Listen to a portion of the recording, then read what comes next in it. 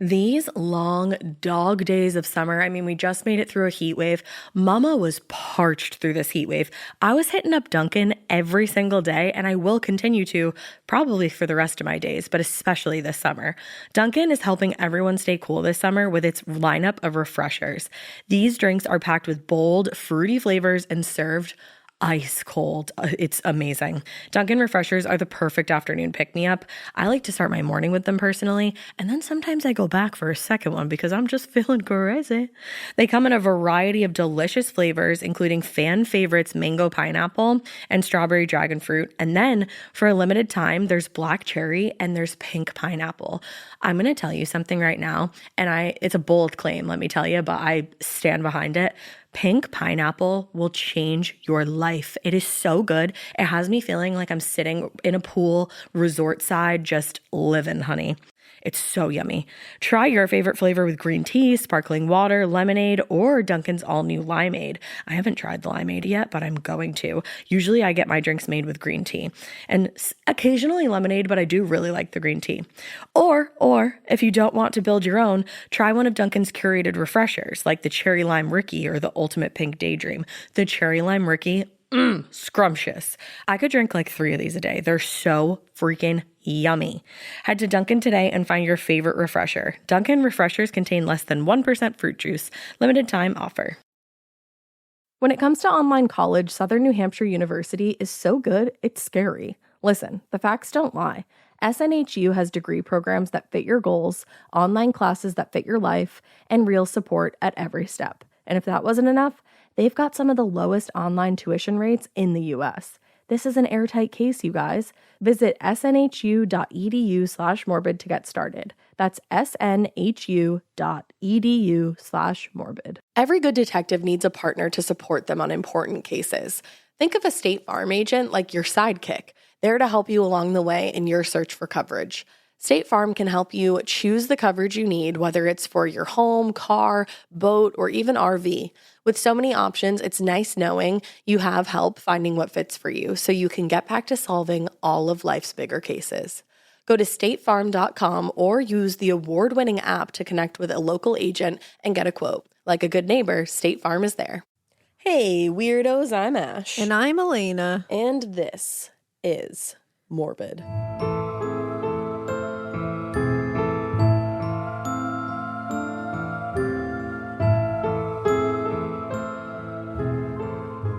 This is Morbid, and what a fucking day it has been. You guys, we have had a day. It started off awesome. Yeah. It started off with like fucking yummy ass food, fucking delicious coffee. Like just awesome coffees, we got friendship, donuts.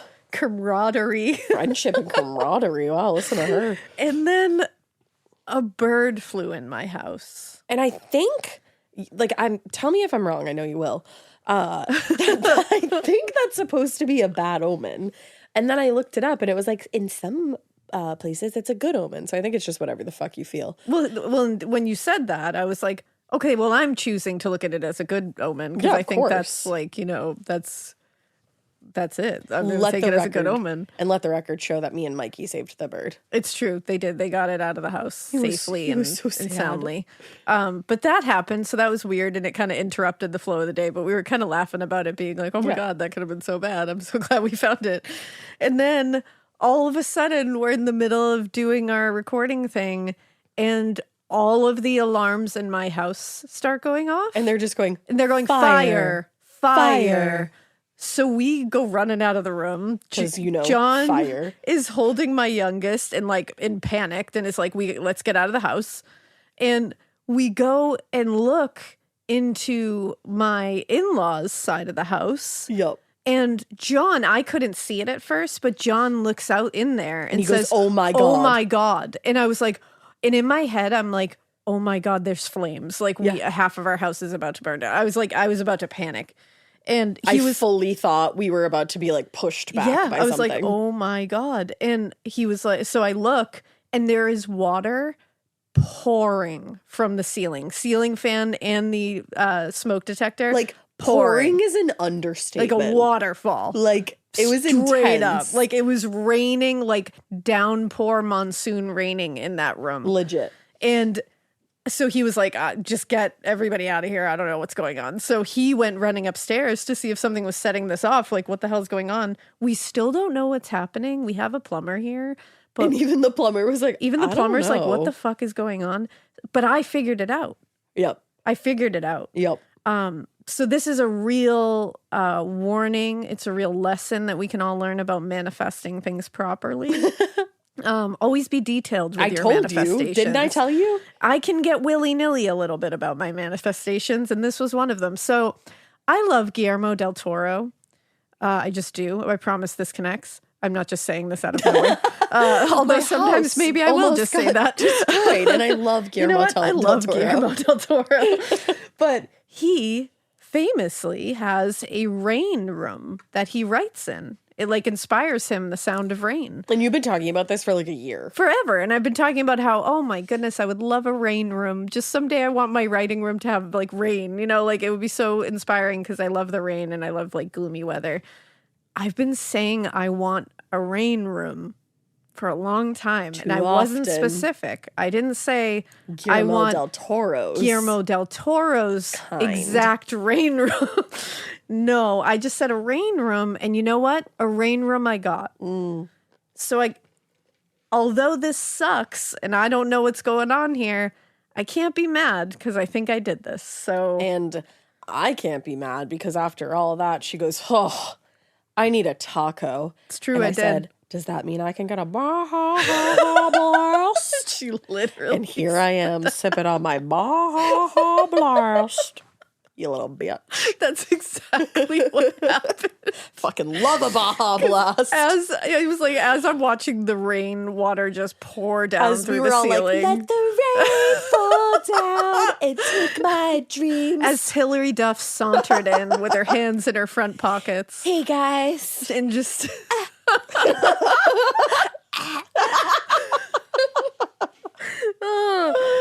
as that happened, I said, you know what? Give me a taco. Who needs this? And tacos and we got. We got the little soft shell. But you know what? We're here now. And that's what the day has been. And our bellies are full of taco and Baja. And now we're here to have a blast. To talk about a truly tragic and truly uncomfortable story. So I apologize ahead of time. Trigger warning, we're talking about spelunking. So claustrophobia, you don't like it? This is going to be tough for you. You should go. We're going to be talking about Nutty Putty Cave and the death of John Edward Jones. This story is horrific. Horrific. Yeah. And such a freak accident. You told me about this for the first time, I think, this past year. Yeah. I hadn't heard of it before. Wow. It's horrifying. But we're going to get into it. We're going to talk a little bit about, obviously we're going to talk about this particular tragic death, but we're also going to talk about some rescues that happened that ended with the people coming out alive, just so you can see how treacherous this kind of thing is. And this cave in particular is a very challenging cave. Is it closed now? It is closed off now, but this happens more often than not. Not this particular thing, like, you know, this is horrific, but people get caught a lot and have to be rescued, and and a lot of people are inches from it becoming a tragedy. Spelunking is not for me. So if you are a spelunker, just please be safe. Careful. Be careful. I don't want you to get hurt. No, this nobody stressed does. me out so much, and I'm like, I don't know any spelunkers, but if you're a listener and a spelunker, just fucking be careful. I'm worried. I'm worried about you, but I want you to have your experience. Just be safe, okay? Yeah, that's all I can ask. So, discovered in Utah County in 1960, Nutty Putty Cave quickly became one of the most popular destinations for cavers, is what we can also call them, amateur and professional. So this is definitely what we'll get into soon, is that this is a cave that is very much for professionals, but amateurs come a lot, and they see if they can do it. They tend to be the ones that need to be rescued. Oh. It actually became kind of a bucket list cave of great difficulty. Like there was a time when it was like, if you don't hit Nutty Putty Cave, Like, that's Are you the even one. spelunking? Are you even a caver / spelunker? But despite its popularity, beginning in the late 1980s, the cave became notorious for a number of explorers becoming trapped and requiring emergency assistance to escape very twisty, very narrow, and poorly mapped passageways. Oh, no. So when Salt Lake City resident Dale Green discovered what is now known as the Nutty Putty Cave, he had no idea that he and his friends had stumbled upon what would become one of Utah's most famous and notorious cave systems. According to Green, a local rancher had actually noticed some irregularities, and he had noticed some warm vapors coming out of the ground on his property. And he discovered this, and then he knew that Green was an amateur caver, so he let him know that this could be an unknown cave. The warm vapors are what tipped him off. He was like, something could be happening under there. That's cool. You might want to check this out. Green told a reporter in 2009, everybody who goes through that cave comes out covered with clay. When we went in, there was no sign whatsoever that anyone had been in there. Ooh. So throughout the second half of the 20th century, Western Utah became a very popular destination for amateur and professional spelunkers and speleologists. Speleologist, that's fun to say. And a speleologist is just a scientist who studies caves and going into caves. It's all revolving around going into caves. Caves. And so Western Utah had become this very popular destination for them due to the large number of extensive cave systems there. Cave systems freak me out. Yeah, same. It's so mysterious to me, and it's so like mystical, and I'm so fascinated by it, but I'm like respectfully terrified by it. It's kind of like the ocean. I was literally just going to say, like the ocean. There's too much unknown. I respect it. Yeah, but absolutely. I'm terrified of it. Correct. Caves, respect them. Terrified of them. But like many of the caves across the American West, Nutty Putty Cave is a solution cave. What's that? Now, a solution cave is created when weakly acidic rainwater seeps through the soils and percolates through fractures in the bedrock and dissolves the rock. But in the case of Nutty Putty Cave, the limestone was eroded from the bottom up, slowly eaten away by boiling water forced upwards from deep within the earth. The fuck? Creating what is known as a hypogenic cave. So it's really fascinating. I was going to say, we're in science class right now. It's really, really fascinating. Like thinking about water that has been boiled by deep within the earth. Yeah. Something about that is just like, whoa, like that's just the planet just being badass. It's like, giving, it's giving Sunnydale. It is giving Sunnydale. Isn't it? Yeah, it just feels like, it really does feel like supernatural in some way, even though it's like the most scientific, like, based in reality shit I've ever heard. It's like it has this wild supernatural feel to it. Earth is cuckoo nuts. It feels mystical. It is mystical, It all feels very, caves are mystical as fuck. And they're misty, so. There you go.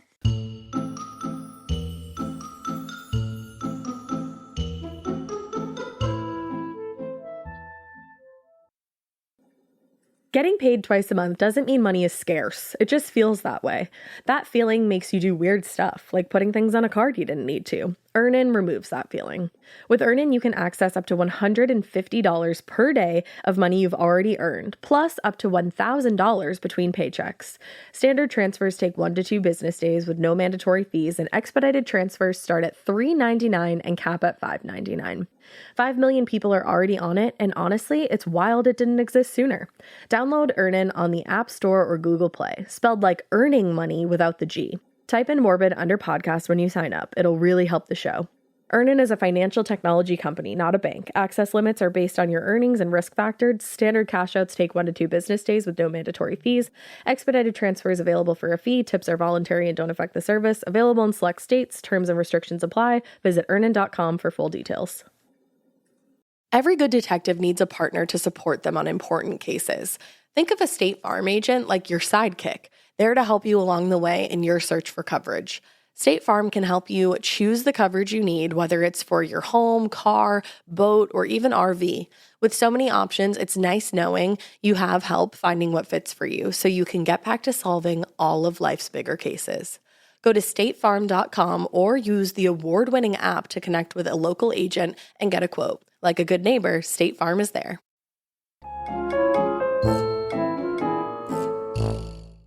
Now, in the process of its creation, the viscous clay within the cave wall gets heated, and the process transforms from hard sedimentary rock into a squishy elastic substance, kind of similar to what we all know as silly putty, like that toy. I see where we're going with this. Now, when they first emerged from the caves, Green, the guy we were talking about before, Green and his friends, began referring to this cave as Silly Putty Cave.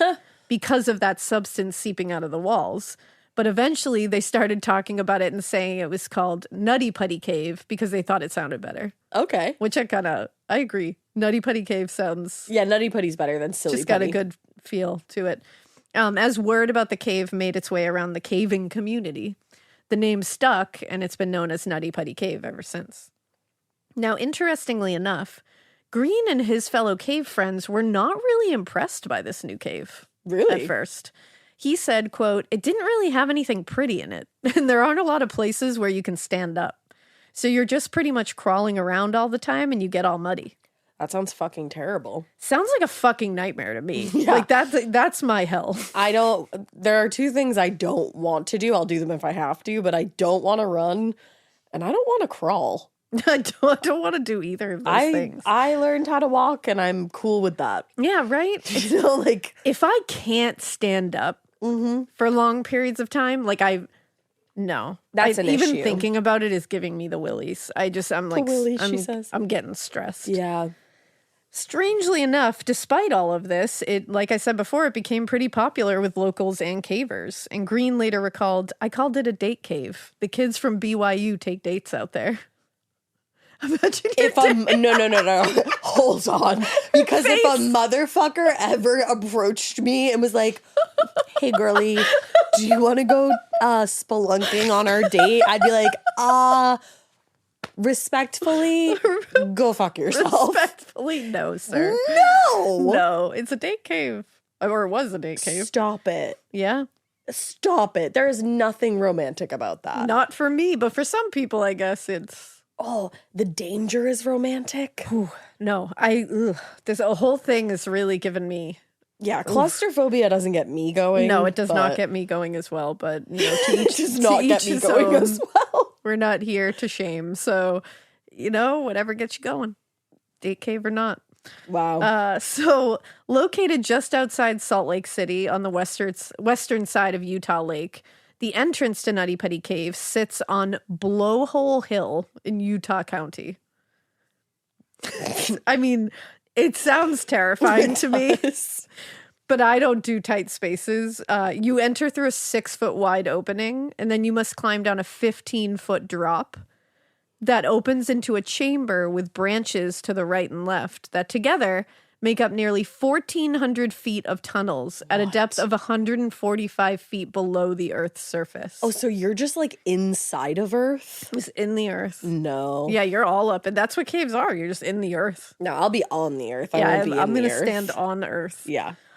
Now, will you go left or will you go right is the question. I'm actually not there and I never If you will ever be. were, though, would you go to the left or would you go to the right instinctually? I don't know, because I just wouldn't be there. Mikey, what about you? Would you go left? You go right. Okay, right? Well, that's the big slide. This is a fairly large chamber that leads down into a much tighter section of the cave known as the birth canal. You chose wrong. Which leads to even tighter sections, somehow, that are referred to as the aorta crawl and vein alley. They're named for their resemblance of the circulatory system. That's interesting, though, that the Earth just, like, created that. Yeah. Isn't that wild? That is cool. And then if you go left, well, now you're going to a series of wider and easier to explore sections of the cave, referred to as the maze, the big room, and the crack. I'm just not there. I'm not there either. Like, you're kind of doing a Goosebumps choose your own adventure here kind of thing. It is. I'm not reading. Spelunker beware, you choose the scare is what this is. I like that. That was clever. But either way you go, the paths lead to a dead end, and the only way in and out are through the opening on Blowhole Hill. Hate that. There's one way in, one way out. Oh, I don't like that at all. Yeah. Now, according to Brandon Kowalis, who was one of the speleologists who surveyed Nutty Putty in 2003, the cave system gained popularity in the later decades of the 20th century because it was relatively easy to access. And the fact that it kind of offered a challenge once you got in there to more experienced cavers, that was really what the draw was. Okay. That you could access it very easily, but it was a challenge once you were in there. That makes sense. Kowalis said, quote, "The majority of it is not something you're going to get stuck in, but there are some spots, some nooks and crannies where people might try to challenge themselves by trying to squeeze through." No. Now, by the early 2000s, officials at the School and Institutional Trust Lands Administration, who own and manage the cave, and the surrounding land, they began getting nervous about the numbers of people that were traveling to Utah specifically to go into Nutty Putty Cave. Thousands of people every year were coming for it specifically. Wow. And there were some who came that had very little experience, and this is a way too challenging cave for that. Right. In response, the trust turned over management of the cave system to the Timpanogos Grotto, a local chapter of the National Speleological Society. This group organizes expeditions, but they organize them with experienced professionals to guide you. Oh, okay. That was a good way to do it. By handing off the management to the grotto, the land trust was hoping to avoid any accidents involving cavers who were just not experienced enough to traverse the Nutty Putty Cave without a guide. So a grotto volunteer named John said in 2006, "We were hoping that by limiting access to those with the proper gear, proper leadership, preparations, and the appropriate skills, we could make sure that only the most prepared people were going into that cave. But there was still a rising number of incidents that were occurring every year, and a source had to admit, even with everything that has been put in place to help guide people into proper preparation, going into the cave can still be dangerous." Yeah, of course. So the tragic case of John Edward Jones in 2009, which we will get to, was a nationally shared story, but it was not the first of its kind to involve emergency rescue attempts for cavers in Utah. In the late 1990s and early 2000s, a number of incidents would cause Utah officials to very much reconsider the state's approach to caving and spelunking enthusiasts. Really? And how they were going to keep them safe. On July 27th, 1999, Chris Marrow and Chris Hale, both 17 years old, spent the evening camped along the edge of Utah Lake. And then the next morning, they woke up, and a little after 9 a.m., they made their way to Nutty Putty Cave. Now, according to a spokesperson for the Utah County Sheriff's Department, both boys were well prepared. They had done these things before, not Nutty Putty Cave, but they had caved Similar before. caving experiences. And they knew exactly what they were getting themselves into when they entered the cave. Okay. Now, they had made it through the initial drop and the big slide without any trouble. So when you say the initial drop, is that like you just slide down? I think you have to use gear to drop yourselves inside. Oh, wow. Yeah. Okay. All right. Like, I think it's that kind of drop. Gotcha. And then cave, that's the other thing. Like, I encourage you to look into caving and spelunking because It's interesting. The fact that people just do this is like really fascinating to me. I'm like, man, you are like a superhero to me. Like super brave. Because I couldn't do it. I do not have the bravado to do it, the courage, and I don't have the skills or the strength for that matter. I am way too thick. Yeah, I am way too thickums McGee to go spelunking. McGee. I just couldn't. I don't have the mental. You would strength. probably be great at it. I do not have the so mental strength tiny. for that, and I think you need to be physically so strong. And like you're so strong. Have you oh seen my your God, biceps? Thank you.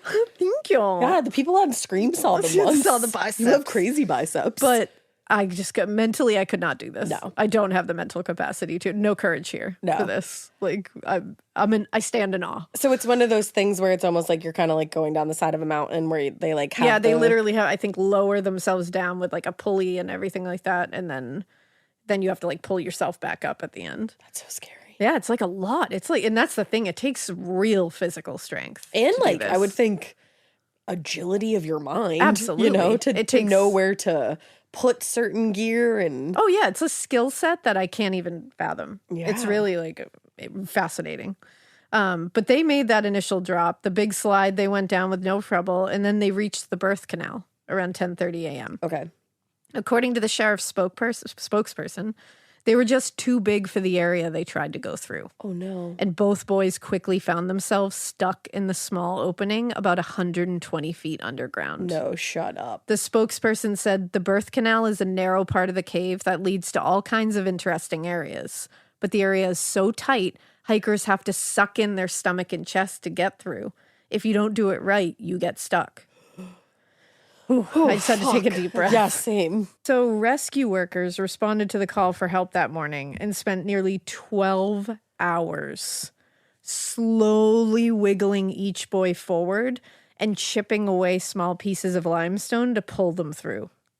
12 hours. Oh, my God. By around 10:30 p.m., rescue workers had freed Chris Hale from the cave, and Mara was pulled out a few hours later. So they both survived? They survived, and physically, they suffered only minor injuries and some abrasions.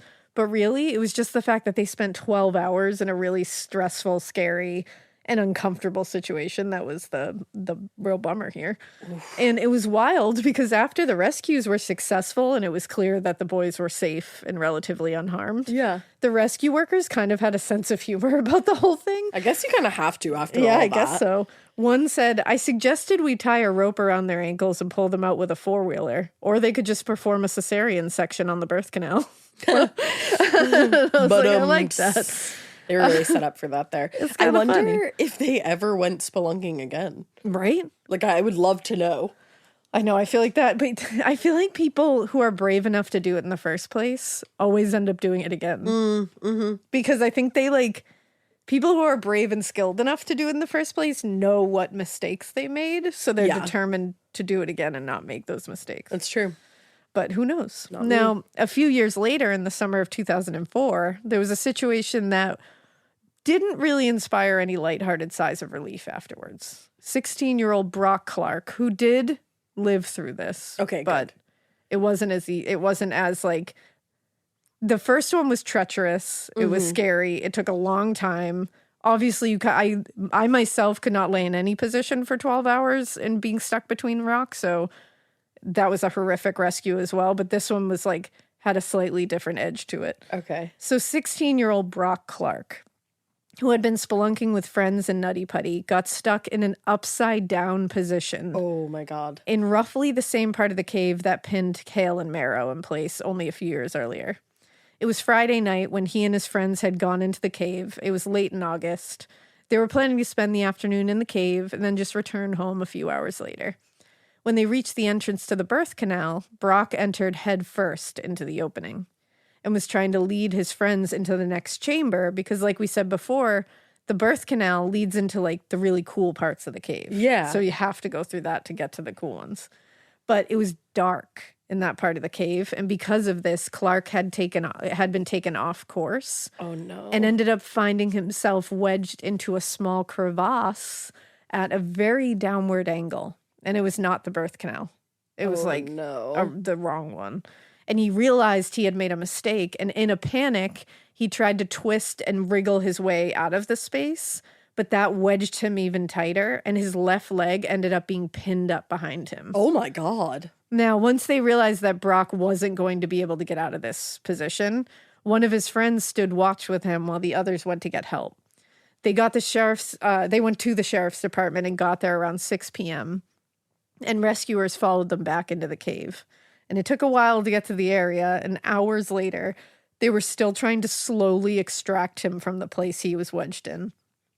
A representative from the sheriff's office told reporters Brock did as much shimmying as he could, but it was taking hours and hours of gently and slowly pushing and pulling and trying to coach him and doing everything they could to get him out before he was finally freed in the early morning hours. Wow. Now, like I said, this whole situation seems similar to Hale and Marrow's upon first read, but it wasn't it was basically that Hale and Marrow, the two 17-year-olds, were essentially lying prone.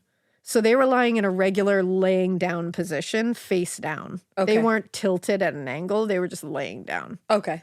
Like on their bellies? Yeah, just laying on their bellies in a prone position. Got it. So very uncomfortable.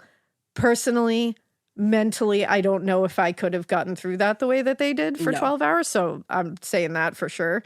But this just happened to have the added tragedy of him being upside tilted down. Yeah. Ugh. And also he was in that downward angled position and his left leg was like brutally pinned up behind him. So blood had rushed to his head for hours. And because his leg was pinned, circulation had been disrupted on the entire left side of his body. Oh my God. So when he was taken from the cave after 12 plus hours, he couldn't walk or stand without help. He was also described as very, very fatigued and weak and ended up needing to be hospitalized and stabilized. But he didn't have to get like his leg amputated or anything? Didn't. And fortunately, Brock Clark survived his terrifying ordeal, but it was really situations like this and the other ones like Hale and Marrow that earned this particular section of Nutty Putty the name the Scout Eater. The Scout Eater? Yeah. That's so upsetting. Now, just a few weeks after Clark's horrific incident, 23-year-old David Crowther, a Brigham Young University student, became stuck between two large rocks in Nutty Putty after he and a group of friends went to explore the cave late one evening. Once they realized they couldn't move him, his friends called for help, and rescue workers were able to use an air chipper to free him after more than 7 hours. So that's the thing about these rescues. It's not like someone flies in and they take you out of the thing and they're like, don't do that again, be careful. It's hours and hours of you being stuck wherever you're stuck. And think about mentally what that would do to you, because you'd be sitting there being like, am I ever going to get out of this? Or that's the thing. Like is you'd this be like, just going to become a lost what's cause going to at some happen point? Here? Like, that's horrific. And I think that's unfortunately what happened when that ends up what happens to John Jones, because eventually he realizes, like, I'm going to die here, aren't I? Oh my God. And it's like they couldn't help him. It's just like, that just made my heart sink. It's awful. So according to the National Speleology Society, It's hard to say. it is, an average of about 2 million people visit caves annually across the United States. Most of them go, quote, on low-risk expeditions or on guided cave tours.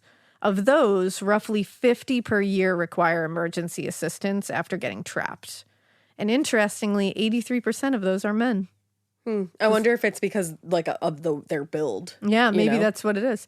Now, given the large number of visitors to America's cave systems every year, serious and/or fatal incidents are, they're pretty infrequent, relatively. Yeah. But they tend to be so shocking when they do happen that they prompt calls for officials to take action. Yeah. In Utah, it wasn't just the incidents of emergency rescue that were raising alarms, but the general conditions of the caves themselves as well. John Jasper told a reporter in 2005, "It smells like a gym when you first go in." Ew. The article that comes from was focused on the general safety of Nutty Putty Cave. But Jasper was like, no, in addition to it being challenging and very difficult, the behavior of the visitors was creating unsanitary conditions that also posed a serious problem. Is he saying like people were like using the bathroom and stuff Probably. in there? Probably. I think it's like, yeah. And he said if there's a death, the state officials would probably be on the ball to close it immediately. And he was correct. Wow. Now, it turned out that John Jasper was not exaggerating at all, because the back-to-back emergency rescues of Brock Clark and David Crowthers in the fall of 2004 had prompted a number of complaints to state officials. Many people started demanding that Nutty Putty Cave be closed to the public. School and Institutional Trust Lands Administration Representative Gary Bagley said, quote, "Closing the cave is one of the options. But obviously the trust would have preferred that another organization just take over management of it and actually keep the cave open."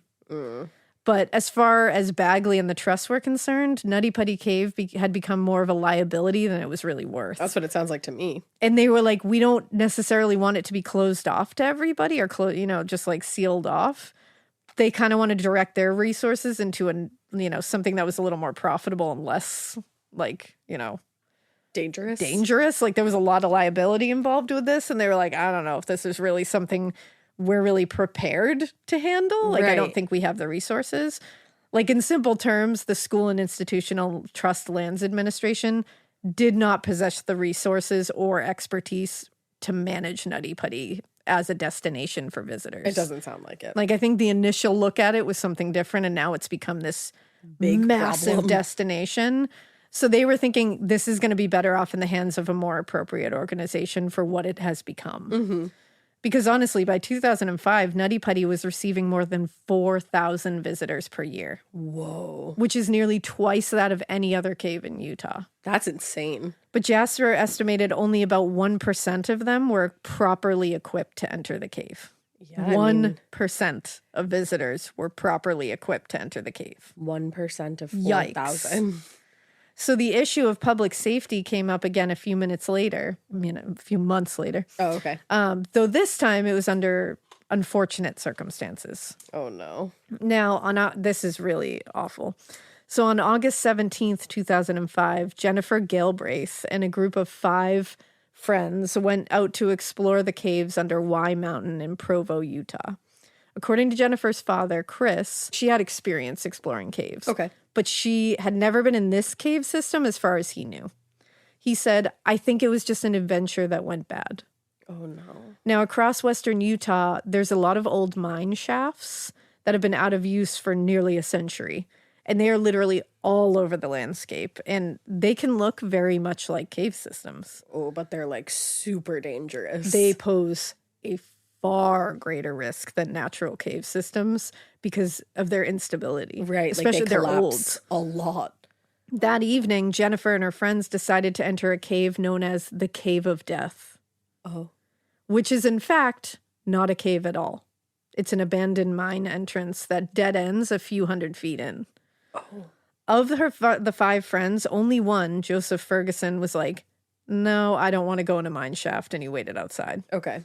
The other 4 went in, the several hundred feet in, and lowered themselves into a deeper shaft to explore the interior. So they went several hundred feet into the cave and then like Lowered below themselves further in. Oh, wow. Now, when nobody had returned for several hours, Joseph began to panic. Oh, no. And he's just sitting outside this just mine waiting. entrance alone. Yeah.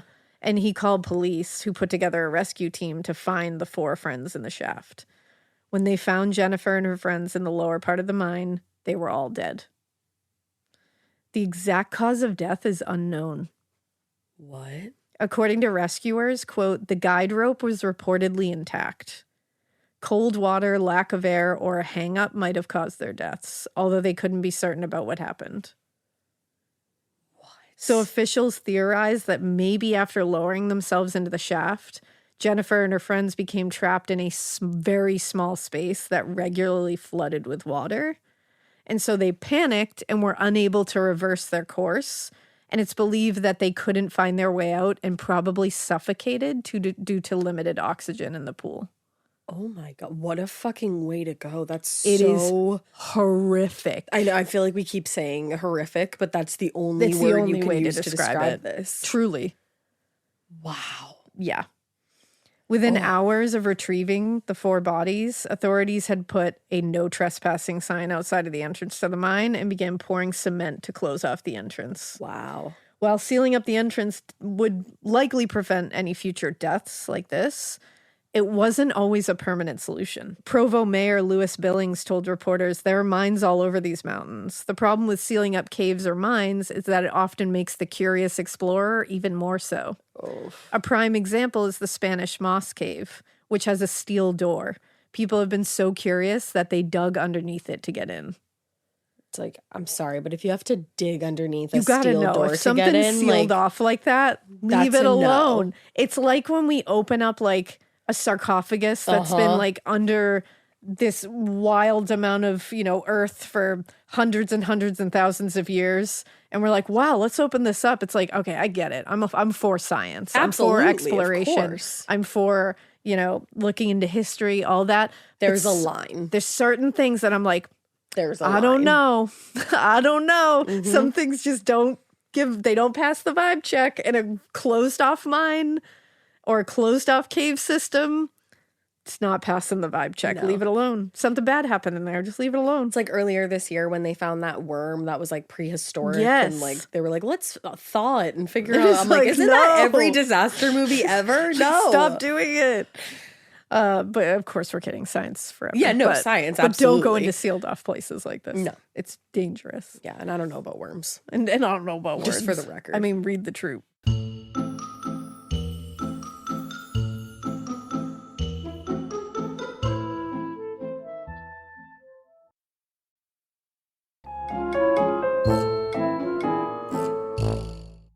While no one had died in Nutty Putty Cave since the early 1990s, it was clear to officials that the popular cave system posed very serious risks to specifically inexperienced and unprepared spelunkers and cavers. Yeah, because by the way, 1% of 4,000 is 40. Yeah. It took me a minute to figure that out. That's the amount of people that are prepared to go in. He said 40 people probably out of those 4,000 knew what they were doing. And that was like a probably. Yes. Like, yeah. Wow. Yeah. Not great. Real bad. Not good at all. And that's the thing. It's like if you're experienced and you're ready to take on the risk and you know what you're getting into and you go in with the proper equipment, that's on you, man. Like, you accept the risks, you know that, like, and hopefully you're safe and all that good stuff. Totally. But if you're inexperienced, this just isn't the level that you should just like dive right into, I feel. Like, this is just really, really scary and challenging. But in May 2006, the School and Institutional Trust Lands Administration, SITLA, installed a large gate to discourage visitors from going in and they basically were doing that as like a hold pattern, like, until we figure out what's going to happen to the future of this cave, like, no one else stay out. So SITLA spokesman David Herbertson told the press, "This is a moral thing that we don't want to live with. The cave needs more management or to be closed." And according to Herbertson, the 4 deaths in the mine at Y Mountain, quote, re-emphasize the need for people to take precautions when they're in caves. And basically, the SITLA did not possess the resources to provide visitors a safe spelunking, caving experience. That seems to be the theme of all of this. And what he said was, I don't think liability, and I do appreciate this part of what they said. I really think they meant this.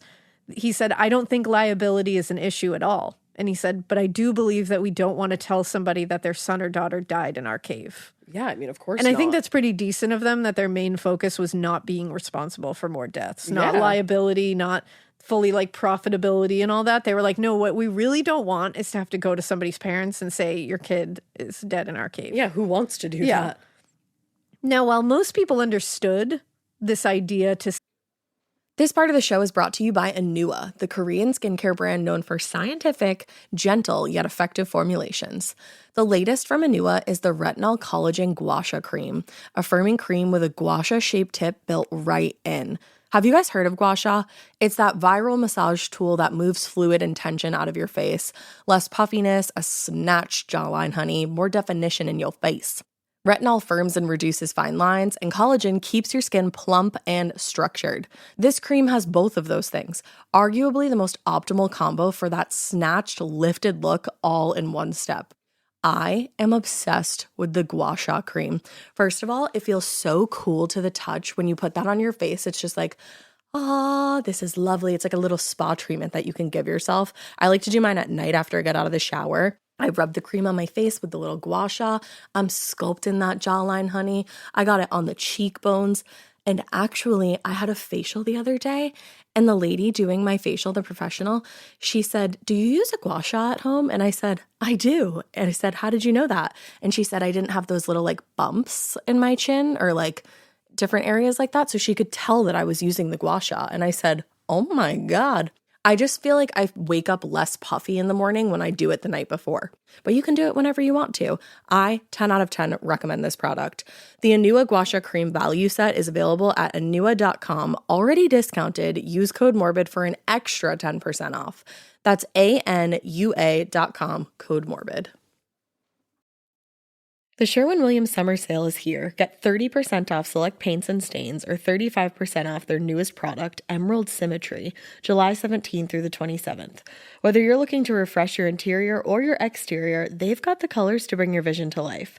And with delivery, getting everything to your door is easier than ever. Shop online or visit your neighborhood Sherwin-Williams store. Retail sales only. Some exclusions apply. See store for details. Delivery available on qualifying orders. Seal off unsafe mines. People were down for that. They were like, mines, like, yeah, totally. Closing off access to mines, to like access to caves, they were mad about, was a controversial matter. Okay. People stand on two very different sides. Timpanogos Grotto Vice Chairman Chuck Acklin said, there are more caves in Utah than we know about right now. Sealing off all the mines makes sense, but the caves, there's a lot of science in those caves that we don't understand yet. And I do understand agree. that argument. And you wish there was some type of way to stop inexperienced people from going into those caves, but allow experienced people. But it's like, how do you discern? And they tried many, many times. And people, unfortunately, we are a species that is not great at listening and not great at understanding boundaries. And so you'll always have people that will bend the rules and put themselves and others at risk. And unfortunately, you can't stop them. And that is not what happened in the case. It's really not what happened in any of these cases, especially the ones in the Nutty Putty Cave and the one of John Jones. They were spelunking. They were, and they were experienced. They knew what they were doing, and it was just freak accidents. And it was getting turned around. It was that kind of thing. And that's the thing. Look what even happens to experienced So that's the people. thing. It's like, you don't know what to do because it's like you do need cave systems for like scientific research. There's so much we don't know. And it's like, you don't want to seal that off and just be like, well, I guess we'll never know. But like, how do you make it safe? It's just so hard. There's really no right answer, I don't think. Unfortunately. No. But so again, there's a lot of science in those caves that we don't understand yet. And as a compromise, the SITLA contracted with Timpanogos Grotto to take over management of Nutty Putty Cave. And also some other cave systems on the property. And anyone interested in venturing inside, they now said that they needed to contact the grotto, submit an application for entry into the cave, essentially acknowledging the risks and proving that they were experienced enough to manage the expedition. I was waiting for that, like some kind of release, which that makes sense. And Acklin said, we've attempted to manage the risk, but we're unable to manage the gamblers. And that is no truer statement has been said. Yeah. All we can do is manage the risk. People are going to gamble. And that's just the way it is. And he said he was referring gamblers as people who continued to enter the cave without the permissions and waivers required. Oh, okay. And honestly, at this point, I don't know what else they could do. So on the afternoon of November 24th, 2009, 26-year-old John Jones and a large group of friends and family arrived at the entrance of Nutty Putty Cave. They were super excited to explore this notorious cave. John and his brother Josh and his family had grown up in Stansbury Park, Utah, so they had spent a lot of time together as kids exploring the Utah caves and cool places all over the state. Okay. Utah is way cooler than I knew. Oh, Utah's super cool. I didn't know a lot about Utah, to be honest. There's so much history in Utah because it's like there really is. I think it's like one of the oldest places. It's like fascinating when you're like, go Utah. I guess, Salt Lake City Housewives. I haven't one of the watched best that. franchises. There you go. But John had moved to Virginia for med school 2 years earlier, and so he hadn't been in a cave in years, and especially not one as challenging as Nutty Putty. He had also married his longtime girlfriend, Emily, and together they had a 1-year-old daughter together. Oh. And Emily was also pregnant and due with a baby that June. Oh, God. So his trip back to Utah for Thanksgiving was kind of an opportunity for John to reconnect with his group of friends and hang out with his family and all doing the thing that they had once loved to do together. Yeah. Like adventure. That's really sad that it was like a reunion. Yeah. And so the group reached the entrance to the cave around 8 p.m. and spent some time exploring the big slide before John, Josh, and 2 other members of the group separated from the others to go to search more challenging sections of the cave. So they didn't have a guide and they didn't have a proper map. So they only had a vague idea of where the birth canal was located. So they went in the general direction they believed it to be in, and after wiggling through very difficult and tight alcoves and passages, they thought they had found what they were looking for. They only had a light, like a headlamp on, and it was a light from his father's decades-old headlamp to show the way, so it wasn't even like a brand new one. Right. John entered into a waist-high hole head first. Oh. He inched his way into the crevasse with his hips, stomach, and hands. And the natural process of erosion in this hole had created what basically was a tight corkscrew of rock that few, if anyone, had successfully navigated. So they don't even know if anyone has ever done gone this. where John Jones ended up being. Oh, no. And John Jones was 6 feet tall and nearly 200 pounds. So he's like a built guy. Yeah. So he found himself in trouble pretty quick. Oh, no. When he realized the passage was too small and tight for his frame, he looked for but couldn't find a space large enough to turn around. So he kept pushing forward in the hope that he would widen at one point. Because he was thinking he was going to end up at the end of the birth canal. Right. And it would open up. Of course. But the problem Why wouldn't you was think that? they weren't in the birth canal. They were in a very poorly mapped section of the cave known as Bob's Push, which is only 18 inches wide and 10 inches high. 18 inches wide? Oh, yeah. So he's looking into a fissure that drops straight down, and it looked like it widened at the bottom, so he kept pushing forward, thinking he'd found a place to turn around. I'm surprised he could even push forward at that point. Oh, it's like slowly and gradually you push forward too. It's like a lot of effort, a lot of strength, a lot of energy. Now, it's difficult to know exactly what happened, but rescuers believe John sucked in his chest to investigate the fissure. So he slid his torso over a lip of rock and down into a 10-inch wide side with a crevice. So he went from 18 inches to 10 inches. But when his chest expanded again, he was wedged. Oh my God. Now he's in an upside down position with all of his weight pushing downward. And all of the blood rushing to his head. Yep. And the more he struggled to free himself, the deeper he slid into the increasingly narrow fissure. This is awful. Until he became wedged into a section that was only about 8.5 inches wide. How is that even possible? I have no idea. Like, I don't understand. I can't even wrap my head around that. How does the body fit in a section that is that wide? Or that is only that wide? It's like when you literally tuck everything in, basically. So crazy. Which is even more suffocating because you're like, you have no room to expand your chest to breathe. To make matters worse, as he was sliding deeper into the fissure, one of his arms had been pinned under his body and the other was forced backwards, caught on an outcropping rock. Oh my God. On his way in, he had used momentum to wriggle and slide his way forward, but without the use of his arms or hands, he couldn't push himself backwards. So he can't use his arms or his hands at this point. Now, according to the Salt Lake Tribune, when Josh learned his brother was stuck, he thought it was the beginning of another family adventure story. Because when they were younger, their father had gotten stuck on a similar caving trip. And the story had been this like favorite to tell at family gatherings ever since about like the amazing rescue and like he got out and wow, like what a crazy story. That makes this even sadder. Yeah. So Josh was like, "Oh, this is just going to be one of those like I'm so sorry he's uncomfortable. Like that sucks, but like we're going to get him out and then we're all going to laugh about this."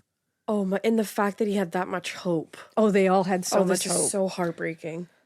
But as Josh slowly crawled into the cave to reach his brother, the increasingly tight space made him anxious. He couldn't. And by the time he reached John, he was like, "Oh, shit." Like, this is not And good. Josh said, seeing his feet and seeing how swallowed he was by the rock, that's when I knew it was serious. Swallowed by the rock. Now, wrapping his feet around John's calves, Josh tried to extract his brother and ended up being able to move him a few inches. Oh, and that probably gave them even more hope. Exactly. But with nothing to hold on to and gravity pulling all of them down, John slipped back into his original position. Oh, no. Josh was like, "I have nothing I can do." And he started to panic. So he crawled out of the fissure and made his way to the surface to call for help while one of their friends stayed below with John. Okay, good. Now, confident that help was on the way, Josh made his way back down to where John was stuck and tried to keep his spirits up. What a good brother. While they waited for a rescue, they made small talk, they sang Mormon hymns, they were Mormon, and they prayed together to pass the time. And after about an hour, they started to hear the sound of rescuers approaching. But by that point, Josh didn't even want to leave him. Yeah, Like he was like, "I really don't want to leave him by himself down here." He later said to a reporter, "I didn't want to leave him. His life was in that cave, in that little crack." Oh, this is gut-wrenching. Isn't it? Like, I can't think of something No. more horrifying, truly. Oh, I don't even have the words. Now, the rescue attempt that happens here is long, arduous, and equally as terrifying. Yeah. So the 3-person team of rescuers arrived on scene a little before midnight, and within 30 or so minutes, they'd reached the opening of the fissure where John had become stuck. And as the smallest member of the group, at 5'3", Susie Motola volunteered to venture into the crevasse where John was, which, like, heroes. Yeah, truly. seriously. After 20 minutes of slow progress, Susie's headlamp finally found the back of John. And she could see that he was very trapped. And what he said when she got there, he heard her coming, and she said, like, I'm Susie, I'm here to help you. And he said, hi, Susie, thanks for coming, but I really, really want to get out. Oh my God, I'm gonna like cry at this. That's the thing. And her response, because they were optimistic they could get him out, was, oh, no worries, John, you're going to be out of here lickety-split. Which I'm glad she said that. Of course, give him like a little something to hold on to. It's just so awful that he never, like... And you can tell when, like, just that quote, I really, really want to get out. Like, you're just like, you really, really want to get out. Like, I can just, I feel that. And you know that? Like, you feel like a little kid being like, I just really, really want to get out of here. Like when you panic. And you know that feeling when, like, you've done something and you regret it so much. And you're like, just if wanna I could hit just hit rewind, like, oh, please. So true. That's exactly, it's like, oh. So Susie tied a rope around John's ankles and very slowly worked her way back out to deliver the other end of the rope to the team at the entrance of the cave. But apparently the friction caused by the rope rubbing against the various pieces of rock only created more tension, and it made their efforts to pull him out much harder. Oh, no. So while the other rescuers worked to come up with a new plan, Susie decided she was going to try to keep John calm and prevent him from panicking. And at this point, he can't even see these people, No, right? he He's just looking into like a dark just cave. darkness. And so she tried to move him so that he could be more comfortable, but he was too heavy and she couldn't lift any part of his body because he was so wedged. Right. So she cut off the legs of his jeans to allow a little more space so maybe it wouldn't rub, but it didn't really do a lot to improve his comfort. And then she started trickling water from her water bottle down his arm, hoping that some of it could trickle into his mouth. She's so sweet. Then when she'd run out of ideas, she started softly humming a Mormon hymn to him. Oh. Now, as they talked, and as she tried to keep him calm, she noticed John's voice was becoming, quote, more nasal and his breathing labored. She could hear that his lungs were filled with fluid. Oh, my God. Susie knew John was in big trouble here, but at the time she didn't know how big of trouble he was in. Back at the cave entrance, trauma doctor Doug Murdoch had arrived to assist in the rescue, which I'm like, they immediately got a trauma doctor. That's great. And he filled in everyone with how bad this situation really was. He said, quote, being upside down, your body has to pump the blood out of the brain. Your body isn't set up to do that. The entire system starts to fail. So do you basically have like an aneurysm at some point? Everything just starts failing. Oh, my God. Now, being in that position, his circulation was slowing down. So it was allowing for fluids to pool in the brain and lungs, capillaries to leak, and toxins to build in his blood. And if they weren't able to get to him soon and get him out of that position, the toxins that were leaking into his blood would leak into his heart and other vital organs. And although he couldn't say with exact certainty how long he had, Dr. Murdoch estimated John had about 8 to 10 hours in there before he died. Oh, my God. Now, while Susie worked to keep John calm, the team outside the cave finally had come up with a total plan. This whole pulley system, threading the rope through anchors pounded into the wall of the cave. Okay. And they did this so that it wouldn't rub against the wall and create that friction again. Right.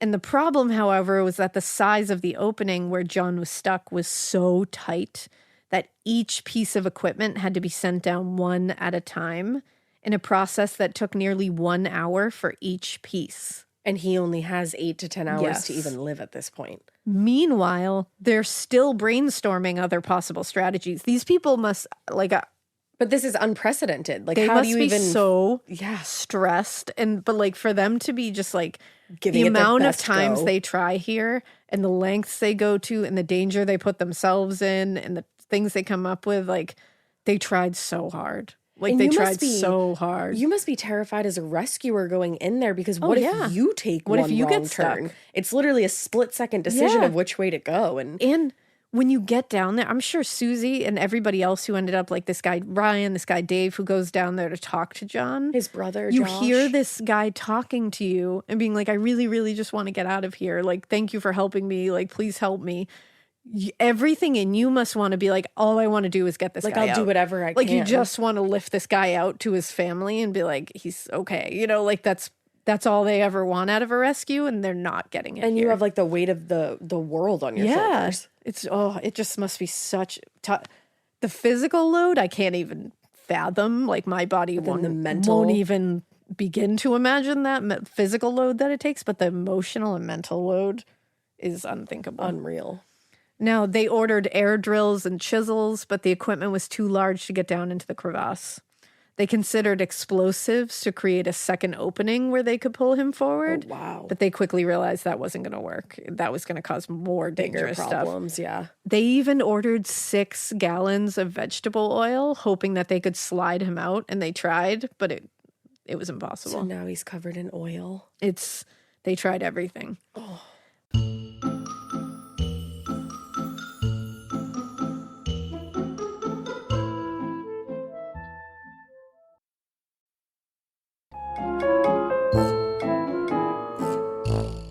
By 4 p.m. the next day, rescuers had managed to pull John back nearly a dozen feet in the direction of the opening, and were beginning to feel optimistic. Like they're getting closer.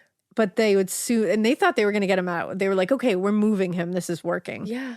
After, they managed to free 16-year-old Brock Clark from a similar spot just 6 years earlier. So they were like, we can do this. I think we can do this.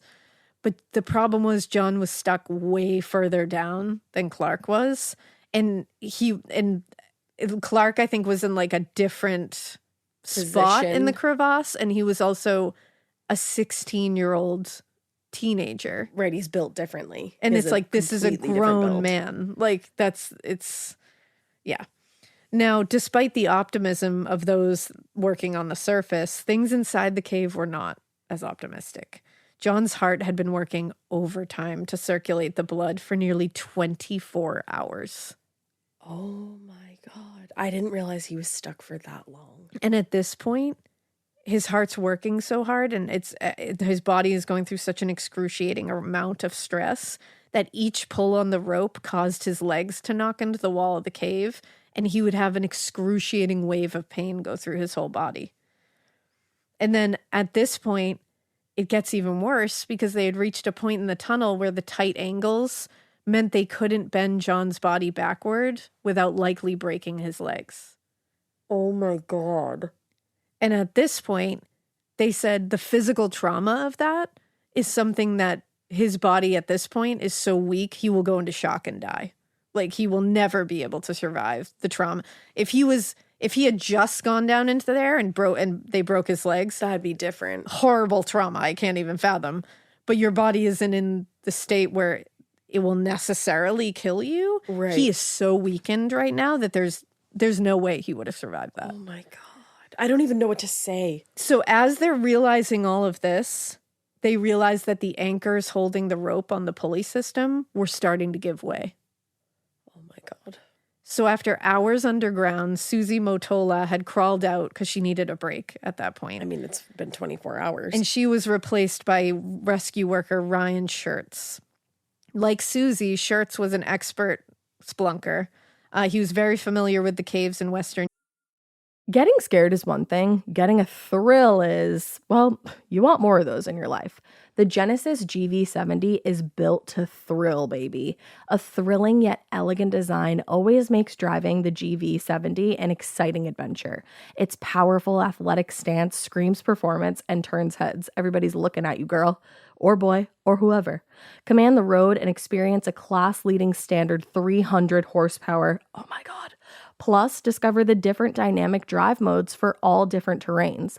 Choose between the different terrain modes for whatever road conditions you may encounter. The Genesis GV70's award-winning technology and performance lets you drive with comfort and drive with confidence all at the same time. It's an exciting SUV with intuitive tech that can make your ride smooth even when the road isn't. And its blind spot cameras allow you to see what's next to you. It's like having eyes on the side of your head. That's pretty iconic.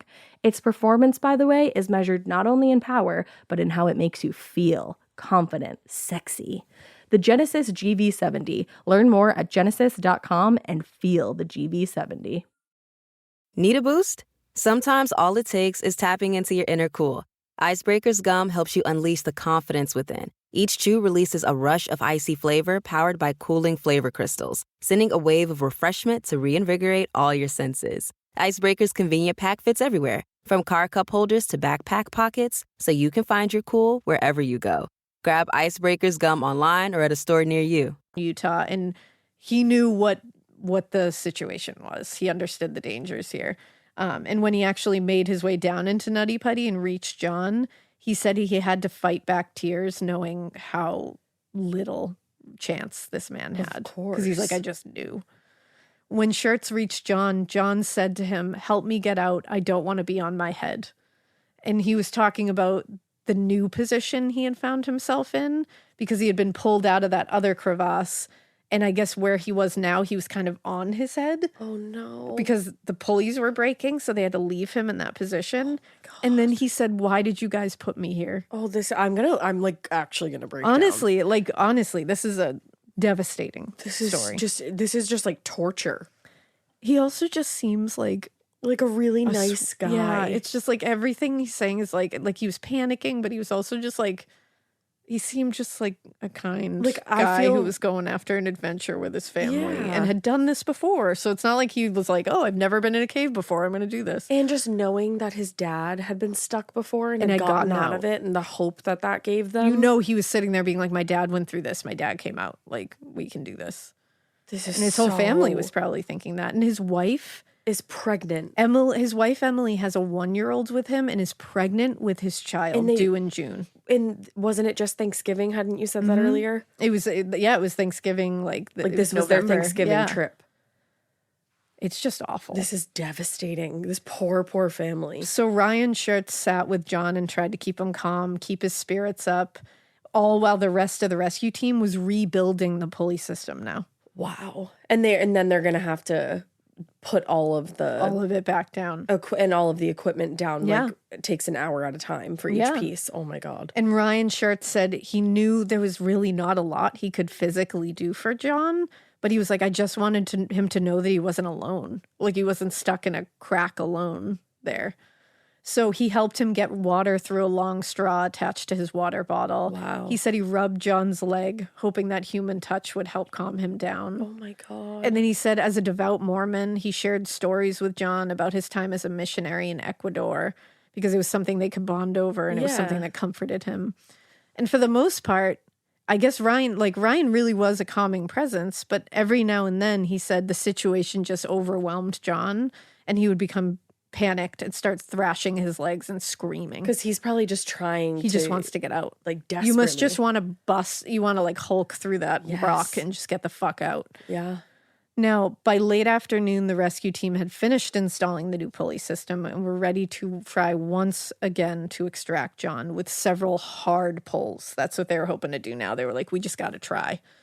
And they knew this would cause a lot of serious physical trauma because they were like, at this point, we can't slowly try to get him out. We can't be gentle. We got to like wrench him out of there if we want to try to get him. And Dr. Murdoch and other medical assistants were on scene and were totally ready to administer immediate medical assistance to keep him from slipping to shock and dying. Once he got out. As 8 people pulled at the entrance of the cave, Ryan Shirts tried to guide John's body while John did his best to push with his hands. Now, after about 20 minutes, Shirts yelled for the team to stop and lower John a little in order to give him a break. And John said, my legs are killing me. And then Ryan Shirts, the rescuer, felt an explosion of pain and screamed and then blacked out. Wait, the rescuer yes. Under the strain of trying to pull John out, an anchor had come loose from the cave wall, sending a metal piece, I think it's a carabiner, rocketing into Ryan Schertz's face, immediately breaking his jaw and nearly severing his tongue. What the fuck? Like, What the fuck? I don't, like, you couldn't write that. Like, that is... You would write that and somebody would be like, Jesus That's a lot. Christ. Like, they'd be like, you did that's a way too lot. much. How is this kind of devastation happening in this small place? Like, This place feels fucking cursed, dude. And the accident caused the rope to snap, and it sent John sliding back into the fissure where he landed on his head. No. Susie Matola said it felt like a slap in the face. So he just got put back into the exact same position Yep. that they had spent over 24 hours getting him out of. Now, Ryan Schertz, who had just got hit in the face with a metal piece And of blacked pulley, out. blacked out, broke his jaw, and nearly severed his tongue, tried his best to explain to John that he had to leave to get medical attention. And he was eventually replaced by another rescuer who was his father, Dave Schertz. Oh, wow. John apparently told Dave Schertz, I'm going to die in here. Oh, my God. Just the fact that he knew that He knew at it. a certain point.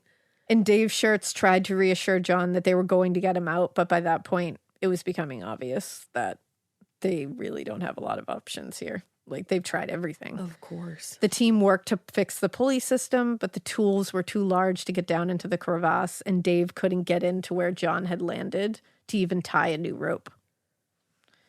So after a few hours, Dave Schertz was exhausted and radioed to let them know that they'd need someone to replace him. And when he reached the rest of the group, Schertz said, he's dying right now. He has a heartbeat, but he's had difficulty breathing before I got there. You can't get someone down there before he dies. Oh, my God. So Brandon Kowalis volunteered to go down and to be by John's side. And he took a telecom radio with him so that John could speak to his wife, Emily. No. But by the time Kowalis reached the fissure, John had lost consciousness. So he never even got to say never goodbye to woke his up wife. again. A few minutes before midnight, a paramedic from the rescue team crawled down into Nutty Putty Cave and pronounced John Jones dead at 11:56 p.m. on November 25th, 2009. Oh, my God. No one should die like that. No. No one should die like that. Not even like the worst person on the planet should Like- die like that. And this guy like had a 1-year-old and a baby on the way. I feel for his family and his wife so hard. There aren't even words. And then when you hear his wife, when she talks about it, her outlook on the entire thing, I'm like, man, like, you're made of different stuff than I am. Like, she's just like the strongest lady. She would have to be. Because And she just looks at it a different way. I have like that lump in my throat Yeah, right now. Like, it's awful. Holy shit. Because there were so many moments where you were like, he's going to get out. They were so close. And he probably thought, I'm going to get out. And then to have him fall right back down. It's like that fall must have just been, like, talk about devastation. And just the fact that like somebody was on their way down there so he could talk to his wife at least for a talk minute. to his wife. And of course, I'm sure that's probably the only fucking person on planet Earth he wanted to talk to. Exactly. And I'm sure the rescuers are sitting there being like second guessing everything, and you know they have all this guilt, And even then though they've tried everything they could and put everything at risk for it to get him out of there. That's the thing. Then you have to go home that night and of course know that you tried your hardest, but you're only human. And he's such a handsome guy. Like, I know. Let me see. and his Emily's so beautiful. Like, they're like a beautiful couple. Oh. Like, beautiful. So sad. It's horrifying. Like, whole life ahead. and like just oh my God. Yeah. Like, whole life ahead. And he was only 26 years old, by the way. Wow. He like you quite literally have your whole life ahead of years you. old.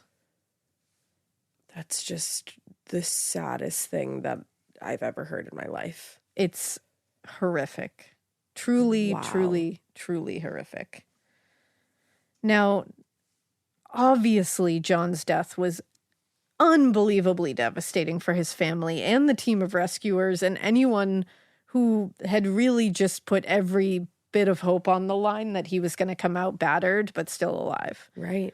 John's brother, Spencer Jones, told reporters the next day, "We all were very optimistic and hopeful, but it became increasingly clear last night after he got restuck that there weren't very many options left. We thought he was in the clear, and then when we got the news that he had slipped again, that's when we started to get scared." Because they get this news that they got him up a part of the way. Like, we're close. We're getting there. And then to get the call that he slid right back to where my brain won't even compute that kind of disappointment. No. Truly. You can't ever understand that disappointment unless you've gone through it. Like, I can't imagine. Oh. It's incredible. It's incredibly horrifying. This is a mind-boggling case. Now, before leaving the site, Lieutenant Tom Hodgson from the Utah County Sheriff's Office promised that they would retrieve John's body the next day. But he learned that was a promise he was not going to be able to keep. Years later, he told a reporter to make that phone call on Thanksgiving morning to a family that is hopeful you will be bringing their son out and they'll get some closure. It wasn't an easy phone call to make. God, so they didn't even get to have Thanksgiving together before this happened. No. And they found out that they weren't going to get his body because they couldn't. Oh my God. The family was understandably horrified. Of course. But they did eventually understand, which I can't imagine. Like you just said, made of different stuff. Like, these are incredible people. Like, you have to eventually be like, okay, I have to look at this There's as like, nothing you can do. What can we do? But like, damn. They had struggled for hours to move John just a few feet while he was alive and able to use his hands to like help push a little bit. So the effort required to move him now that he was no longer alive and able to push himself, it just wasn't going to happen. To even attempt the retrieval would require putting a lot of members of the rescue team at risk, which was something neither the family, like John's family, was like, don't do that, or the sheriff's department wanted. They all agreed, like, there's no reason to put other people at risk here. So their inability to retrieve John's body meant that was Nutty Putty Cave was his final resting place. His body remains there. That's in the position it was in. That's horrific. And John Jones was the first death in Nutty Putty Cave. But given the previous incidents in the cave and the obvious risk it posed for amateur and obviously professional cavers and spelunkers, state officials voted unanimously to seal the cave with concrete immediately. Well, and especially now that they can't get him out of there, nobody should ever go back in there. Lieutenant Hodgson told the press, "We've suffered a tragedy in this cave that we hope to prevent from happening again." Though they were absolutely grief-stricken and heartbroken, the family agreed and told the press, "We feel like it would be John's will to protect the safety of future cavers." Oh. And they said in time, they started to actually appreciate that John's remains were left in a place that he loved his entire life. Okay. His wife, Emily, told a reporter in 2018, "John loves the outdoors. He loves Utah. He loves wide open space. It's so fitting that it's his spot now." Wow. And that was in 2018. And I also love that she refers to him as like, John loves this. He loves the present tense. He's still around like somewhere. Yeah. Now, a few days later, construction crews sealed Nutty Putty Cave with concrete plugs at 2 points. One at the entrance leading to the fissure where John became stuck, so inside the cave, the entrance of that fissure. And a second concrete plug was put at the main entrance at the top of Blowhole Hill. The plugs make the cave inaccessible, but they were careful to create a plug that was not going to interfere with the ecosystem. Oh, that's good. And actually could be removed if they needed to, but there would be a lot of effort involved and a lot of cost involved to remove it, but they it's could. Not impossible. Yeah. So as of now, there are no plans to reopen Nutty Putty Cave. I hope it remains closed. But again, they made a plug there that seals it off, but does not interfere with the ecosystem, which is nice. Wow. But that is the Nutty Putty Cave incident and the death of John Edward Jones. That's one of the most devastating cases that we've ever covered. I agree. I definitely agree. There are not even words for where my brain is at right now. It's really, really, really horrifying. And it's just so tragic. That's the thing. It's just so tragic and unthinkable, like truly unthinkable. And to put yourself in the shoes of anyone involved in this case, like to put yourself in the shoes of John being stuck there for hours and hours and hours and trying your best to get out of there, the rescuers, his family, his wife, like I can't even fathom. Truly. How do you go on? Can't even fathom. And I know I was saying that a lot, but I don't know what else to say in this case. My brain won't even compute it. When he, truly. Like, you're so right. He just looks like the nicest guy. Yeah, just like a sweet guy. Oh, that was a really, really sad one. Yeah. And I hope that anybody that goes spelunking is super, super, super, super careful and stays as safe as they possibly can. Yes, please do.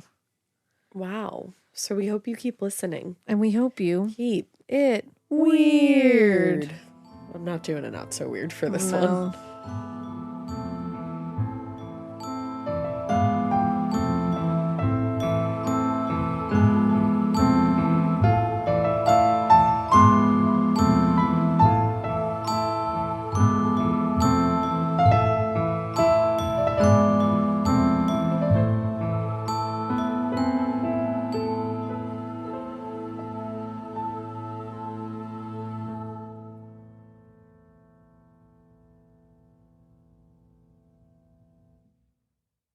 In the U.S., there's a break-in every 26 seconds. But when intruders step near, Simply Safe Home Security steps up. Stop. This is Simply Safe. Police are on the way.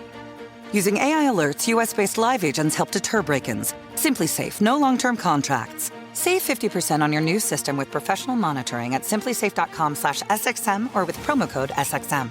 Outdoor deterrence requires a Simply Safe Active Guard outdoor protection plan starting at $49.99 a month. Visit simplysafe.com/licenses for alarm license information. Tennessee 2012. Talk about regrets. We all know someone who's been in a car accident and said, I don't need to call a lawyer, only to regret it after their pain and damages were worse than expected. When someone hurts you, you deserve to be compensated fairly. Morgan & Morgan is America's largest injury law firm, fighting for the people for over 35 years. Injured? Visit forthepeople.com/podcast. That's forthepeople.com/podcast. Their fee is free unless they win.